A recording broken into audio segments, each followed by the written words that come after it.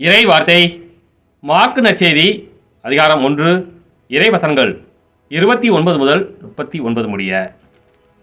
அக்காலத்தில் இயேசு மற்றும் சீடர்கள் தொழுகை கூடத்தை விட்டு வெளியே வந்து யாக்கோபு, யோவானுடன் சீமோன், அந்திரேயா ஆகியோரின் வீட்டிற்குள் சென்றார்கள். சீமோனுடைய மாமியார் காய்ச்சலாய் கிடந்தார். உடனே அவர்கள் அதை பற்றி இயேசுவிடம் சொன்னார்கள்.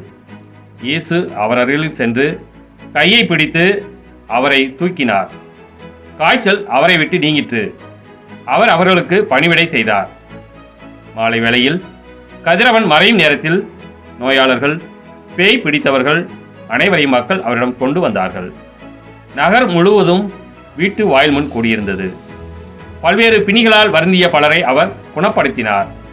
பல பேய்களையும் ஓட்டினார். அந்த பேய்கள் அவரை அறிந்திருந்ததால் அவற்றை அவர் பேச விடவில்லை.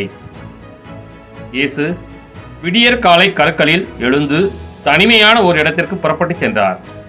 அங்கே அவர் இறைவனிடம் வேண்டிக் கொண்டிருந்தார். சீமோனும் அவருடன் இருந்தவர்களும் அவரை தேடிச் சென்றார்கள். அவரை கண்டதும், எல்லாரும் உம்மை தேடிக் கொண்டிருக்கிறார்கள் என்றார்கள். அதற்கு அவர், நாம் அடுத்த ஊர்களுக்கு போவோம், வாருங்கள், அங்கும் நான் நற்செய்தியை பறைசாற்ற வேண்டும், ஏனெனில் இதற்காகவே நான் வந்திருக்கிறேன் என்று சொன்னார்.